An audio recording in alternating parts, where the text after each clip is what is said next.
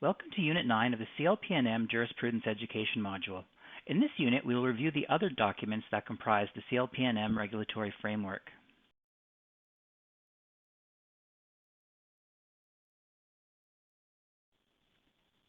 These are the final four documents in the CLPNM regulatory framework that we will be reviewing today.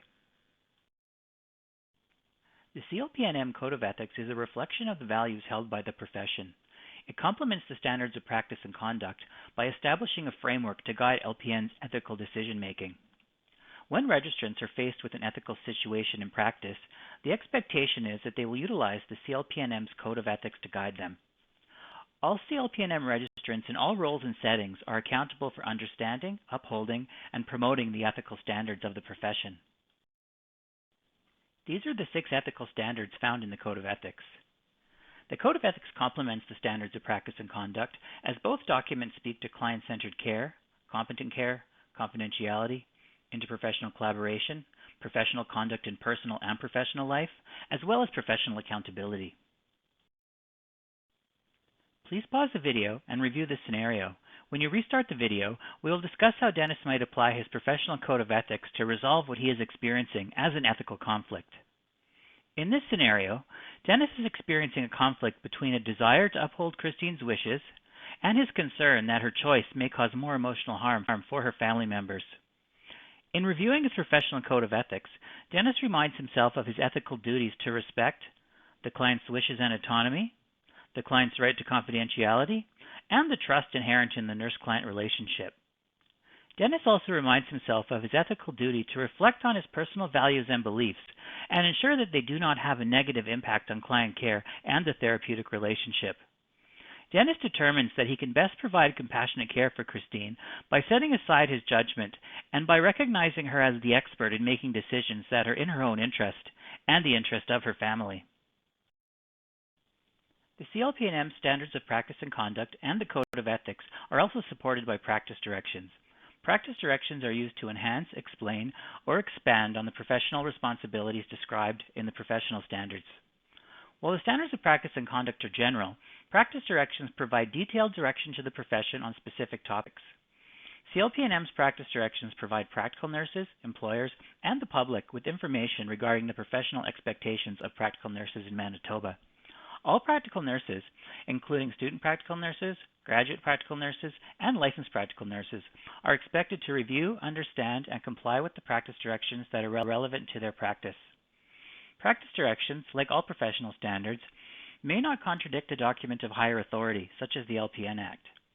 While the standards of practice and conduct provide high-level guidance that applies to all registrants in all contexts, practice directions provide more detailed direction and may apply to specific areas or types of practice, such as self-employed practice direction. It is the responsibility of CLPNM registrants to understand all practice directions and be accountable to apply them to their own nursing practice, regardless of roles or practice settings. Following this presentation, please visit the CLPNM website to access a complete list of practice directions.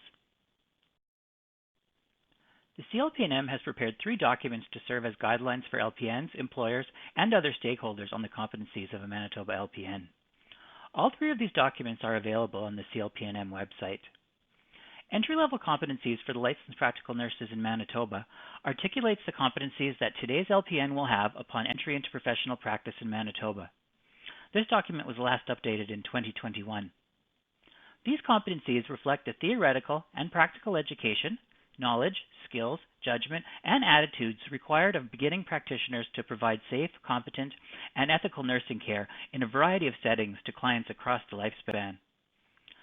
Nursing competencies for licensed practical nurses in Manitoba provides information about the competencies that fall within the scope of the practical nursing profession in Manitoba. It includes those that are demonstrated at entry level, as well as others that may be developed throughout the career of an LPN. No one LPN is expected to demonstrate all the competencies set out in this document. Each individual LPN's level of competence will be determined by their unique post-basic education, training, and experience. The Nursing Competencies for Licensed Practical Nurses of Manitoba document was also updated in 2021. Determining appropriate LPN practice provides guidance on how to determine whether an activity or practice environment is appropriate for an LPN in Manitoba. We will further discuss determining appropriate LPN practice on the next slide.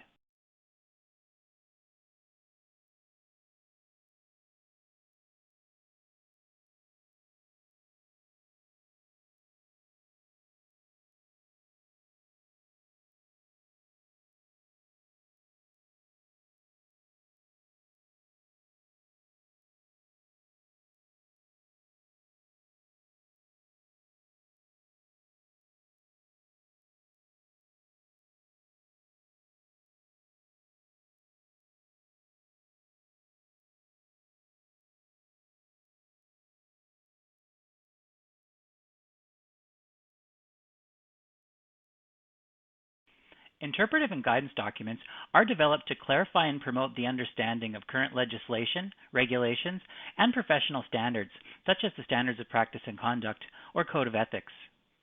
Their purpose is to provide practical nurses, employers, and the public with information about existing requirements set out in law, regulation, bylaw, or standards that apply to practical nursing practice. Interpretive and guidance documents contribute to proper understanding and appropriate application of an existing requirement, but they do not create a new requirement on their own. Following this presentation, please visit the CLPNM website to review a complete list of our interpretive and guidance documents.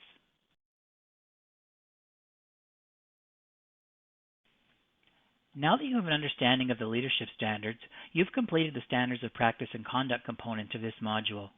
Please move on to the next unit to learn more about the other documents in the CLPNM regulatory framework.